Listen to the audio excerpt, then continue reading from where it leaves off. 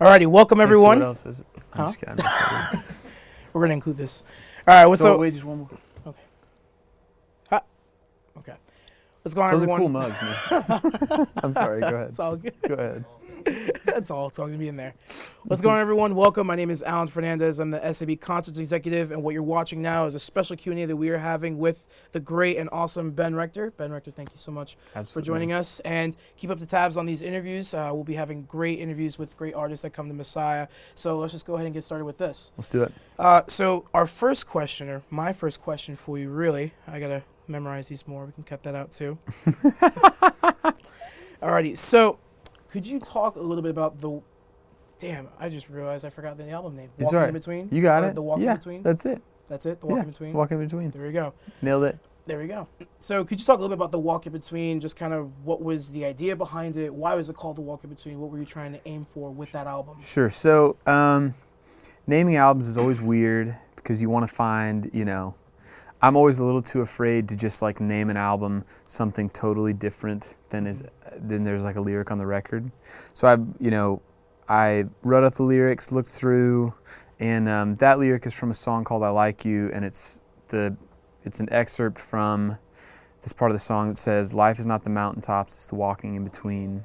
And I think I had I'm pretty pessimistic, and so when I started doing music, I didn't think that it was gonna grow as much as it did. I was definitely confident and definitely believed in what I was doing, but I'm the last person to be like, this is gonna happen. And so it was weird for me that, like a lot of the stuff that I never thought I'd get to do, I was getting to do on that record cycle and the record cycle before.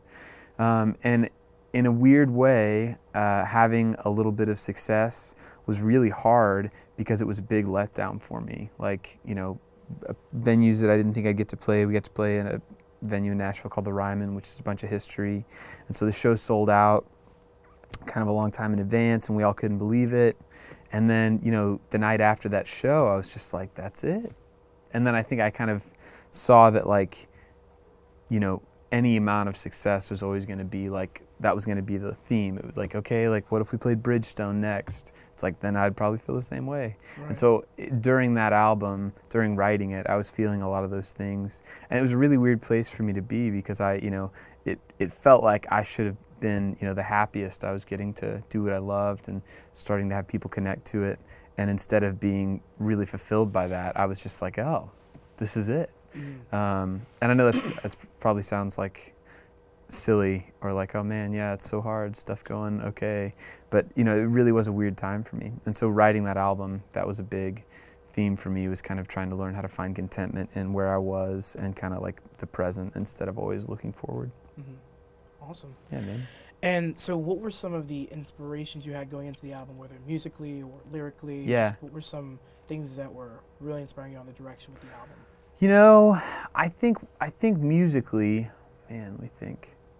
I remember wanting it to be, I wanted to like capture it mostly live. Mm-hmm. And we did that. And I feel like on the front end of anything, it feels like, this is probably a terrible analogy, I've never used it before. This may be the last time I ever use it. Okay. But I feel like making a record in the past for me sometimes is almost like a fight, where it's like on the front end of it, you're like, I'm gonna go in and like do this cool move and that cool move, and then you get in there and you're just like, ah! So like, I remember having a clear vision of what I wanted, and then, it also just kind of evolves as you're moving and as you see kind of what's working and what's not. So I'd say musically I wanted to capture it together and capture it live, and kind of, instead of building something, I wanted to kind of like take a picture of it. But that musically, and I think inspirations like non-musically, probably just like the stuff I was saying, kind of the theme of like trying to find contentment and not always like looking towards the next thing. Mm-hmm.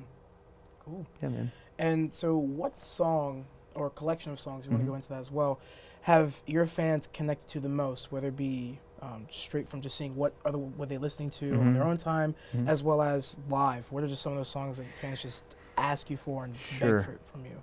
Well, let me think. So there's a song called When a Heart Breaks that, and I honestly, man, I feel like I should know this, and I'm interested in this. Interested in like analytics and like that kind of stuff. But there, for whatever reason, that song has been streamed and then bought way more than the other songs, and it's never really had any like radio success or anything. So Pandora just recently kind of let you see sort of the back end of like your almost like, I don't know what they would call that. Basically see what is happening with all your music. Mm-hmm. And so I went on there and I thought that maybe When a Heart Breaks was going to have been streamed more times than the other songs, but I didn't think it would be, a lot more. And so I went in there, and again, pessimistic. I was like, I don't know, maybe like a couple million plays. That seems like a whole lot. And we went in, and I think it was like 100 million plays, which I was just like, I don't even begin to understand that. Mm-hmm. So if I had to guess what happened with that song, I think for whatever reason, it was a song that they started putting on other people's channels. And I don't know if, I guess people reacted positively to it and were giving it a thumbs up or whatever. But I think that kind of like built a life on a couple of streaming services, and people kind of started to seek it out. So that, I would say that's probably the most successful song, or it's the song I've sold the most of or whatever. And other than that, there was a song called Forever Like That I played on a tour before it was released, and people seemed to be pretty excited about that one when it came out. It was some people used it at their wedding, which is cool. That's always weird to me.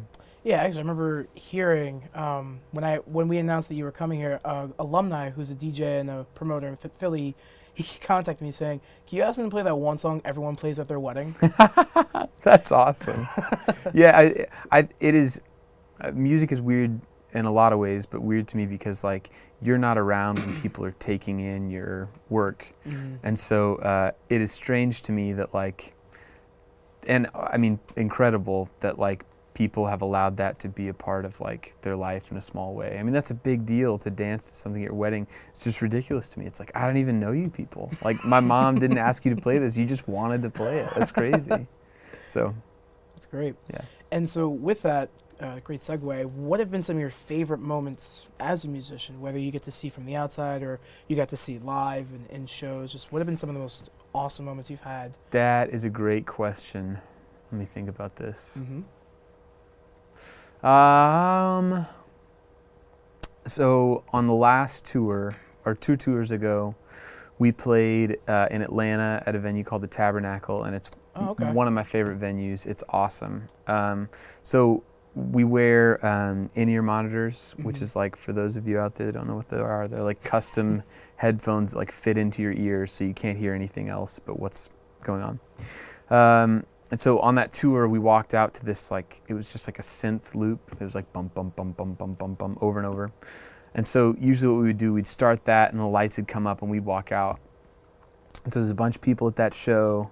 And, we could tell they were excited, but we got on stage. And so usually they would bring the lights up a little bit when we walked on stage. And so there's a click, like a metronome so you can keep time, and the synth loop going on in all our ears. And we walked on stage and everybody was yelling so loud that even through my in-ears, I couldn't hear the click or the synth thing. And I just remember being like, this is wild. Like, this is super weird, but really fun. Wow. Yeah, so that was a cool moment. And I think kind of like captured the feeling on that tour for at least me. It was just cool to see people like be excited about our music. That's awesome. Yeah, man.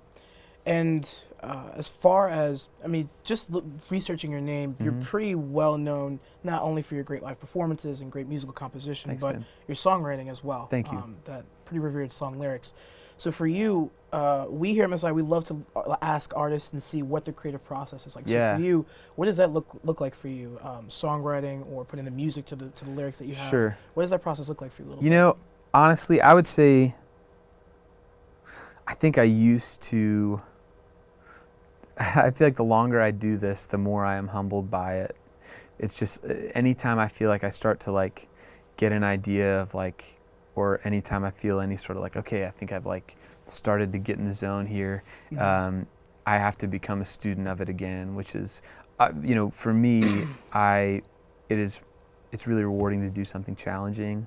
And so like it has been it's an incredibly challenging thing, at least for me. I don't know if it's like that for everybody. But so typically if I had to give how it usually goes, which there is no like, if there are any songwriters listening, it's just, I don't know, it's like a moving target. You just have to be willing to like chase it all the time. But I'd say usually what happens is I'll kind of be playing something on an instrument, and something will kind of grab me and maybe evoke like a feeling, and I'll usually try to like freestyle a little bit and just, kind of like get closer to whatever that feeling is. And usually like at that point it feels like fishing, like you're just kind of like waiting for like a nibble. And you're like, oh, that's a thing, like you reel it in. So I try to like get as much as I can out of that part of the process, because sometimes you can like improvise a good portion of something, and that can be really good stuff.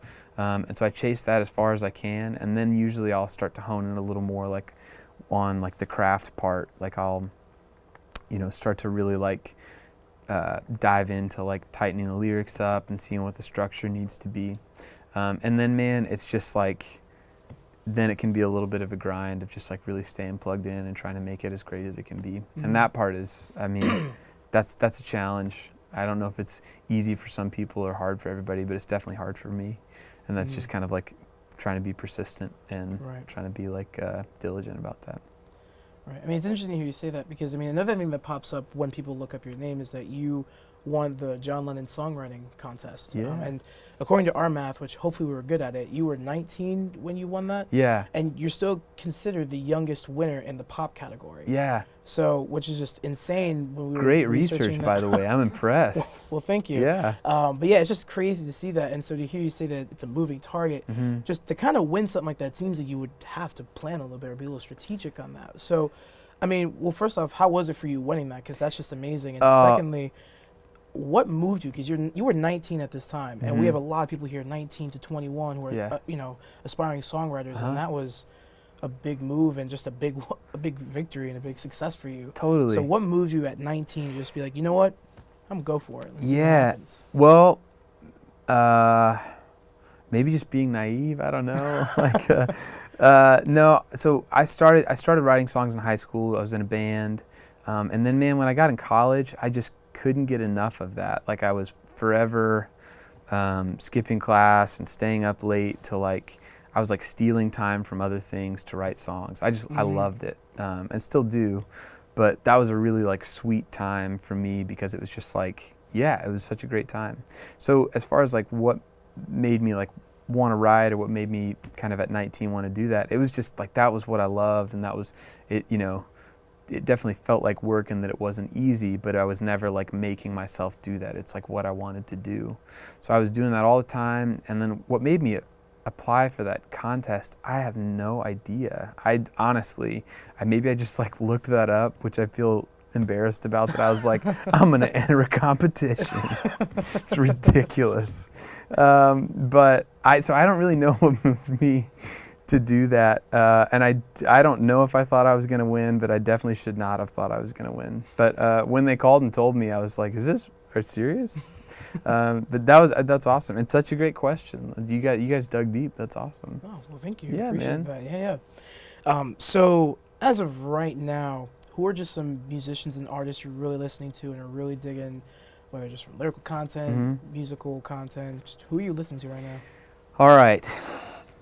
Let me think about this for a moment. They're my go-tos. I've kind of rediscovered a couple of my go-tos. And I think my bread and butter, if you like had to make me pick like a certain style or like a certain kind of group of people, I love like 60s and 70s singer-songwriters. And I guess 80s too.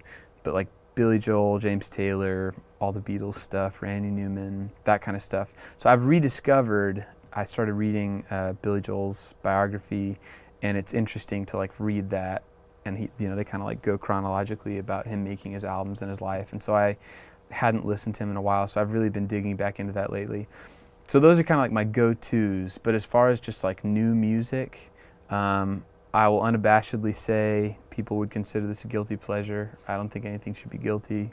I love Dr. Luke, and he does like all of the really poppy, like Katy Perry, anything that sounds like that, it's probably is him or Max Martin. And I really love a lot of that stuff because it's so efficient. It's like a haiku or something where it's like really specific limitations, and it's easy for people to knock on it because it seems simple. But in my limited experience, simple art is by far the hardest thing to make. And so it's so cool to listen because they're doing so much with so little. So I love that kind of stuff. And then outside of that, man, I'm kind of a song guy. So like there's definitely artists I like, but if I hear a song I like, I'll go download it and just like I will like go download it and go to the gym or something. I will listen to that song on repeat for like an hour. So there's a bunch of songs I like, but I'd say those kind of two groups is kind of what I've been going in between the past maybe like month or so. Awesome. Yeah, man. Yeah. And then I like NPR, which is not music. You'd mix very well with our housemate Corey. He really? loves NPR. He has an NPR mug.